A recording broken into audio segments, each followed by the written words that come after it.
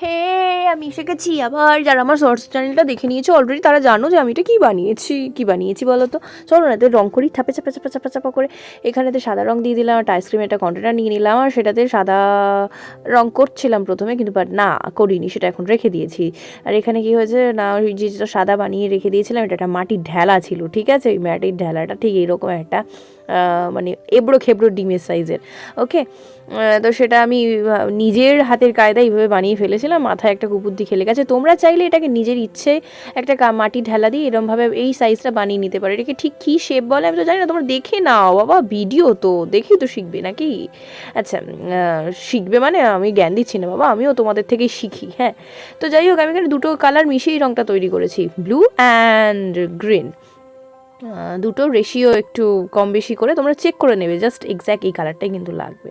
আচ্ছা দেখো, তারপরে আমি কি করেছি, এই কৌটোটা রং করে নিচ্ছি, অবশ্যই স্কাই কালার দিয়ে, মানে আকাশি যে রঙটা দিয়ে সাধারণত আমি সেরকম কিছু কাজ করি না, সেটা দিয়ে আমি প্রথমে বেস কোট করে নিয়েছিলাম। তারপরে সেটাকে এই যে কালো দিয়ে বেশ সুন্দর করে একদম চকচকে করে একদম লিপটে নিচ্ছি, ব্যাস। তোমরাও নিবে আবার কি, ফ্ল্যাট তুলি হলে খুব ভালো। আমার কাছে বাবা সেরকম কিছু জিনিস নেই, আমার কাছে খুব কম ছিল গো।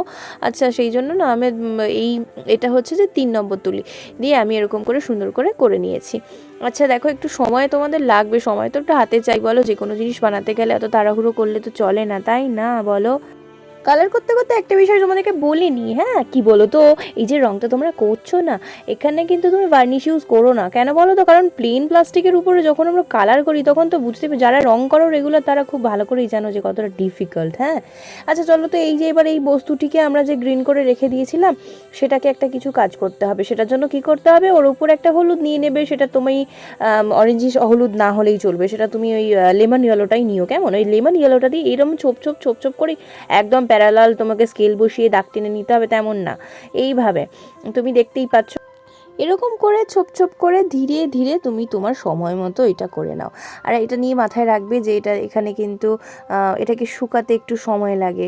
আর বেস রঙটা করার পর কিছুক্ষণ ফেলে রাখবে, না হলে এই যে হলুদটা তুমি দেবে সেই রঙটা কিন্তু অলরেডি তোমার ওই বেস কালারটাকে অ্যাবজর্ব করে নেবে, এবং রঙটা তো বুঝতেই পারছো একটা বিচ্ছিরি রঙ তৈরি, মানে যেটা বিচ্ছিরি বলতে যেটা তুমি চাইছো সেরকমটা হবে না, হ্যাঁ।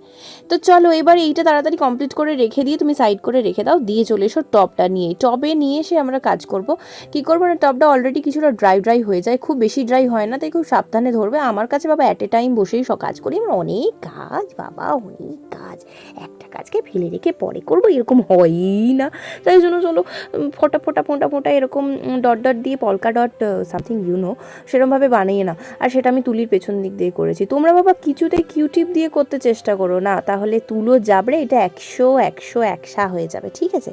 চলো এরকম ডট ডট দিয়ে দেখো, ভালোই লাগছে না, আমার তো নিজের খুব ভালোই লাগছে। তোমাদের কেমন লাগছে বলো।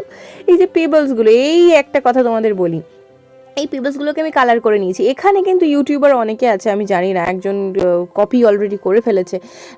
আমি যদিও কারো দেখে করি না, আর কি দেখি অবশ্য শেখে, আমি তাই খুবই ভালো বলছি, সে খুবই কাজ করুক, এগিয়ে যাক ডেফিনেটলি। সে যদি আমার ক্রেডিটটা নেয় তবে আমিও তাকে আমার চ্যানেলে, তার চ্যানেলের মানে কী বলে যেন, লিঙ্কটা দিয়ে দেবো। আর দেখো তো এটা কী তৈরি হয়েছে, তোমাদের কি ভালো লাগছে?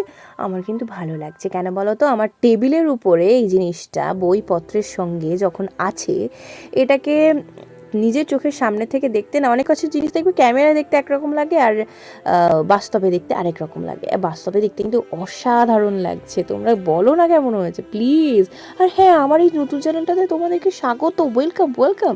আর দেখো আসছো, ভিডিও দেখছো, প্লিজ সাবস্ক্রাইবটা করে দিও, না হলে কি করে চলবে বলো তো। ভালোবাসা থাকবে, মনে উত্তেজনা থাকবে, লাইকটাও তো করো আর শেয়ার করো প্লিজ। আজ তবে আসি, টাটা, ভালো থেকো সবাই।